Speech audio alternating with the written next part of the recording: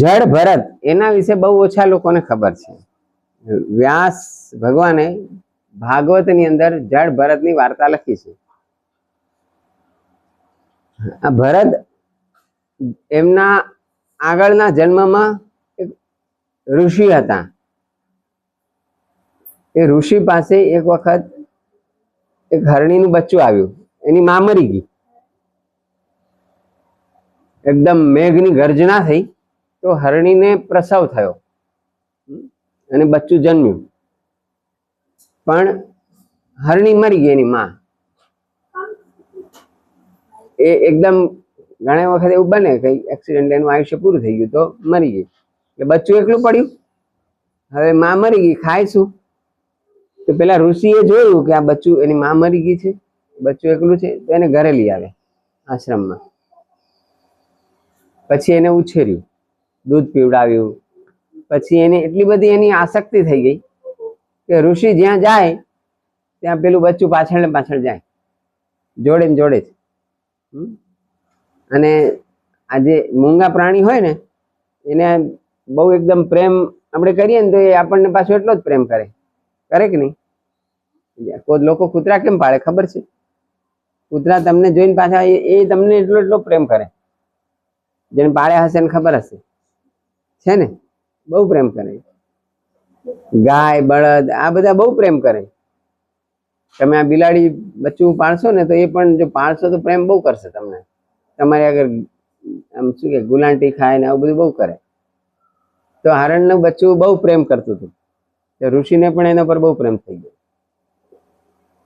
પછી એમ કરતા કરતા ઋષિની ઉંમર થઈ એટલે એમનું આયુષ્ય પૂરું થયું એટલે મૃત્યુ થયું. પછી હરણના બચ્ચામાં એમને એટલી બધી આસક્તિ લાગી ગઈ હતી તો એમનું આમ બધા કર્મો બધા પૂરા થઈ ગયા હતા. એમને કોઈ કર્મ હવે એના ખાતામાં બાકી નતા રહ્યા. એટલે હવે તો સીધું એમને ભગવાન જોડે બેસવાનું. પણ હરણ ઉપર એમની જે આસક્તિ થઈ ગઈ હતી ને તો એ એના ચોપડામાં લખાઈ ગઈ.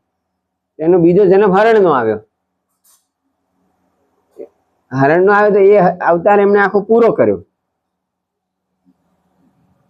પણ હરણનો અવતાર પૂરો કર્યો પછી એમને ફરી પાછો એકવાર મનુષ્ય જન્મ આવ્યો.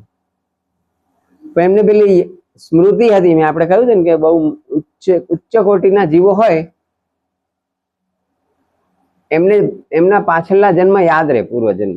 એમને એનો પૂર્વજન્મ યાદ હતો કે હું પેલા ઋષિ હતો, પછી હરણમાં આસક્તિ થઈ, એના લીધે હરણ બન્યું અને હવે પાછો મારો આ જન્મ આવ્યો છે. તો આ જન્મમાં એમણે નક્કી કર્યું કે મારે હવે કોઈના જોડે કોઈ જાતનું આસક્તિ રાખવી નહીં, કોઈ સંબંધ રાખવો નહીં.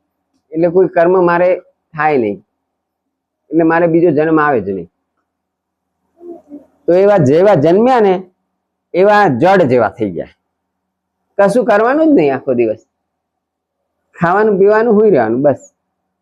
એમ કરતા કરતા મોટા થઈ ગયા. ભણવાનું તો એની જરૂર હતું ને, કારણ કે આગલા જન્મનું બધું બહુ જ્ઞાન હતું. ભણવાય ના ગયા કશું જ નહીં, બસ ખાઈ પીને હુઈ રહેવાનું. હવે બહુ મોટા થઈ ગયા, 18-20 વર્ષના થઈ ગયા. હવે ઘરમાં એને માતા પિતા હતા નહીં, એની ભાભી હતી. તો આખો દિવસ કશું કામ ના કરે ને આવી રીતે ખાઈ પીને સુઈ રહે તો એની ભાભીને ખરાબ લાગ્યું કે આ કશું કામ કરતો નથી, એને છોકરી કોણ આપશે? સામાન્ય માણસને એવી ચિંતા થાય, કશું કામ કર તો લગન બગન થાય. એટલે એને મેણું માર્યું. આમને ખોટું લાગ્યું કે આ ખોટો બોજો આમની ઉપર રાખો, એના કર લાવ જંગલમાં જતો રહો. તો જંગલમાં જતા રહ્યા. જંગલમાં કશું કામ તો કરવાનું જ નહીં, ખાઈ પીને સુઈ રહેવાનું. ખાવાનું શું? જંગલમાં ફળફળાથી ખાઈ લેવાના. કોઈ પહેલાનું જીવન બહુ સરળ હતું. પહેલા જરૂરિયાતો બહુ ઓછી હતી, ખાવા પીવાનું. બીજું કોઈ વધારે ગાડીઓ નથી એટલે પેટ્રોલના પૈસા ના જોઈએ, મોબાઈલ નતા એટલે રિચાર્જ કરવાના પૈસા ના જોઈએ, કપડા બહુ ઓછા પહેરતા લોકો, આટલા બધા હતા નહીં. આવ ઘડિયાળ બડિયાળ કોઈ પહેરતું નહીં. મોટા મોટા ગામમાં ટાવર કેમ હોય છે ખબર છે? જોયા છે ટાવર? આપણે અનારામ જેવીનો ટાવર નથી, એટલે આખા ગામમાં એક જ ઘડિયાળ હોય ટાવર વાળું, બહુ ઊંચું ટાવર. જોયા છે? હા, એ આખા ગામમાં છે જ ઘડિયાળ, બધાને ઘડિયાળ હોય જ નહીં કોઈ. આવું હતું પેલા. તો જંગલની અંદર જળ ભરત ખાય પીએ મજા કરે. એમાં એક દિવસ એવું બન્યું કે જંગલમાંથી રહુગણ રાજાની પાલખી નીકળી. તો પાલખીમાં કેટલા જણ જોઈએ પાલખી ઉંચકવા માટે? 4. એમાં એક બીમાર પડ્યો, તાવ આવી ગયો.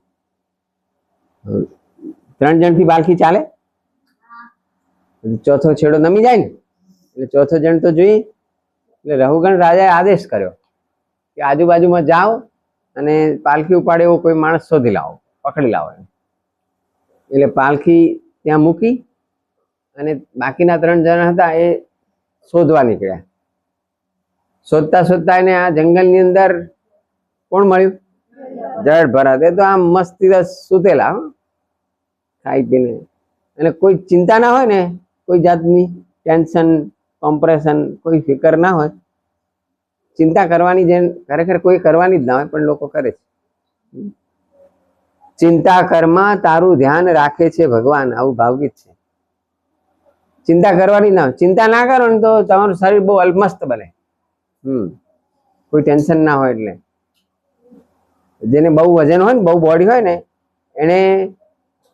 એને વજન ઘટાડવું હોય તો શું કરવાનું? એના આયુર્વેદમાં બધા ઉપાય લખ્યા છે. એમાં એક ઉપાય લખ્યો છે ચિંતા કરવી. ચિંતા કરો તો વજન ઘટે. જળ ભરતને કોઈ ચિંતા હતી? આપણે લેસનની ચિંતા, દૈનંદિની લખવાની ચિંતા ઓછી કરાવી દે છે. ચિંતા કાઢવાના બીજા પણ રસ્તા હોય. કામ ઓછું કરીને ચિંતા ઓછી કરવાની એવું નથી. જળ ભરત આખા એક અલગ જીવ હતા. આપણે જ્યારે એ સ્તર સુધી પહોંચીશું, એટલું જ્ઞાન જ્યારે આપણને થશે, ત્યારે આપણને એમને એમ ચિંતા ઓછી થઈ જશે.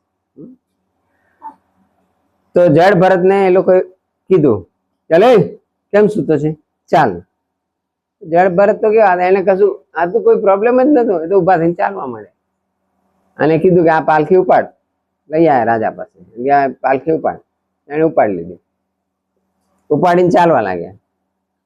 પણ જળ ભરત એટલે બહુ આમ બહુ એકદમ સાત્વિક માણસ. ચાલતા ચાલતા રસ્તામાં પેલા જીવ જંતુ હોય ને, જંગલમાં તો કીડી હોય, મકોડો હોય, કેટલી જાતના જીવ જંતુ હોય. કેટલી જાતના જીવો હોય? કેટલી જાતના? આપણા શાસ્ત્રોમાં કેટલી યોની કીધી છે? 84 લાખ યોની. 84 લાખ પ્રકારના જીવ છે પૃથ્વી ઉપર. અત્યારના વિજ્ઞાને બધામાંથી કેટલા જાતના શોધ્યા છે? દાખલા તરીકે કીડી, મકોડી, અળસિયું, આવા કેટલી જાતના શોધેલા છે? 2 લાખ પ્રકારના શોધ્યા છે. હા, આપણું શાસ્ત્ર કહે છે કે 84 લાખ પ્રકારના જીવજંતુ છે. એમાં એક છે માણસ. એ આખે જગત પર રાજ કરે છે. કેમ? માણસ કેમ આખા જગત પર રાજ કરે છે? તાકાતમાં તો ઓછો છે. વાઘની તાકાત વધારે કે માણસની? હાથીની વધારે કે માણસની? કેવી રીતે? હા, it is intellect which rules all over the world. બુદ્ધિ છે જે જગત પર શાસન કરે છે. બાકી આમ જોઈએ ભૌતિક તાકાત તો શરીર હાથીમાં બહુ છે, ખરી કે નહીં? હા, એટલે ભીમમાં કેટલું બળ હતું? 9 નાગ સહસ્ત્ર બળ, એવું કે છે. 9000 હાથી જેટલું બળ હતું. પણ એવા ભીમમાં પણ એવા તો કોક જ હોય. બાકી તો હાથી બહુ શક્તિશાળી પ્રાણી હોય. અત્યારે શક્તિનું માપ કાઢવું હોય, હા, એન્જિનનું, તો શેમાં માપે ખબર છે? HP એટલે હોર્સ પાવર. હોર્સ એટલે એક ઘોડા જેટલી શક્તિ હોય તો 1 HP કહેવાય. ટ્રેક્ટર કેટલા HP નું આવે? હા, 50 HP નું આવે. એટલે 50 ઘોડા જેટલી એ ટ્રેક્ટરમાં તાકાત હોય. એટલે પણ આપણે જયારે જૂના કાળની અંદર જે શક્તિનું માપ કાઢતા હતા, એ HP માં નતા કાઢતા, EP માં કાઢતા હતા. Elephant power. હોશિયાર છે. તો હા, શું કહેતા આપણે? તો ભૂલી ગયો. હા, 84 લાખ જાતના જીવ જંતુ હોય તો આમ ચાલે ને તો જ્યાં પણ કઈ કીડી જેવું દેખાય ને આમ પગ એના ઉપર આવતો હોય તો એક પગલું લાંબુ ભરે. હવે બધા 4 જણ સળંગમાં પાલખી લઈને ચાલતા હોય ને એક જણ લાંબુ પગલું ભરે તો શું થાય? કલ્પના આવે છે તમને? આમ હલ્યા કરે કે નહીં, આખું બેલેન્સ ના રહે. તો કોઈક વાર કાં તો ટૂંકું ભરે, કાં તો લાંબુ ભરે, કાં તો કૂદકો મારીને ચાલે. આવી રીતે ચાલે ને, કાં તો આડો અવળો થઈને ચાલે. જડ ભરત આવું કરતા હતા એટલે પેલી પાલખી સ્થિર નથી રહેતી. એકદમ સ્થિર ચાલવી જોઈએ ને, એને રેવાલ ચાલ કહેવાય. ઘોડા હોય ને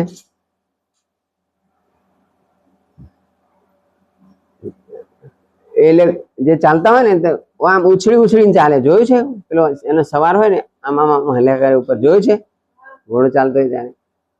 પણ ઘોડાને એવી ટ્રેનિંગ આપવી પડે કે રેવાલ ચાલે. રેવાલ ચાલે તો કેવું થાય? ઘોડો આમ ચાલતો જાય પણ ઉપર જે માણસ હોય ને એ બિલકુલ હલે નહીં. એને રેવાલ ચાલ કહેવાય. એટલે એના માટે એવું કહેવાય કે દૂધનો ગ્લાસ ભરીને તમે ઘોડા પર બેસી જાઓ, છલોછલ ગ્લાસ ભરવાનો, અને એક ટીપું પણ ઢોળાવું ના જોઈએ. એવી રીતે ઘોડો ચાલવો જોઈએ. એને કઈ ચાલ કહેવાય? રેવાલ.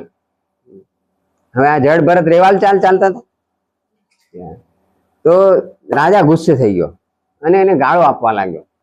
હાલો બળદિયા જેવો, ખાઈ ખાઈને પાડો થયો છે, ચાલતા નથી આવડતું, આવું બધું એટલું બધું કીધું ને.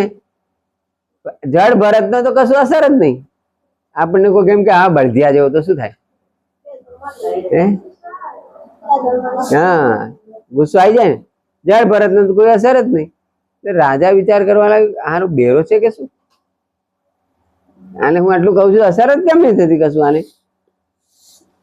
એટલે રાજાએ પાલખી ઉભી રખાઈ અને એને પૂછ્યું બહાર નીકળીને પાલખીમાંથી, પાલખી જોઈ છે તમે?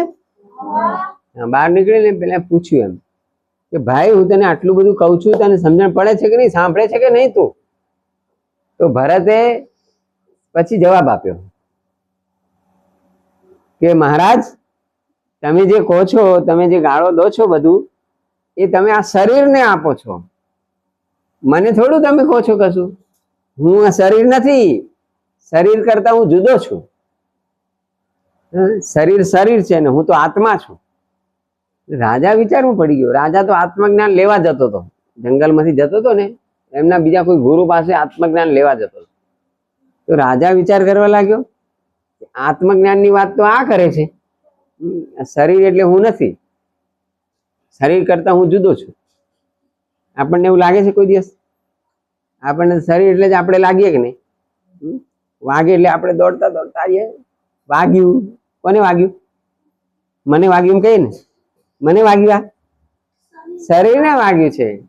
આત્માને તો કશું છે જ નહીં. આપણે રોજ સવારે પ્રાર્થના કરીએ છીએ, શું બોલીએ છીએ એમાં? નમે દ્વેષ રાગવ નમે લોભ મોહવ. મને દ્વેષ નથી, રાગ નથી, લોભ નથી, મોહ નથી. પછી શું નથી પ્રાર્થનામાં આવે છે? મદો નહીં, મને મદ નથી, માત્સર્ય નથી, પછી મને કોઈ ધર્મ નથી, મને કોઈ અર્થ નથી, અહંકાર નથી, કશું જ નથી. પછી માતા પિતા એવું આવે છે? ન બંધુર ન મિત્રમ ગુરુર નૈવ શિષ્ય. મારો કોઈ બંધુ નથી, મારો કોઈ મિત્ર નથી. આ બધું કોનું નથી? મારું એટલે કોનું? આત્માનું નથી. શરીરને તો હોય, શરીરને તો ભાઈ બેન બધું હોય કે નહીં? આત્માને ના હોય કશું. આત્મા એટલે સીધો ભગવાન. અંદર જે આત્મા છે અને પરમાત્મા, આત્મા અને પરમ આત્મા એટલે એ પણ ભગવાન, અને આપણે આત્મા અને એ પરમ આત્મા. એટલે આપણે શરીર કરતા જુદા છીએ એવું જ્ઞાન કોને આપ્યું? જડ ભરતે. કોને આપ્યું? રાજા. રાજા તો ખુશ થઈ ગયો. મારે હું આત્મજ્ઞાન લેવા ત્યાં જતો હતો, મારે ત્યાં જવાની કોઈ જરૂર નથી. રાજા ઉભો થઈ અને જડ ભરતના પગમાં સાષ્ટાંગ દંડવત પ્રણામ કરી દીધા. તમે જ મારા ગુરુજી, તમે મને ઉપદેશ આપો. પછી એવી વાર્તા છે કે જડ ભરતે એને ઉપદેશ આપ્યો બધું. હવે ઉપદેશ શું આપ્યો બધું ભાગવતમાં લખેલો છે, પણ એ આપણા માટે આટલો ઉપદેશ બહુ છે. કે આ શરીર કરતાં આપણે જુદા છીએ. બરાબર, ચાલો ઈતિ.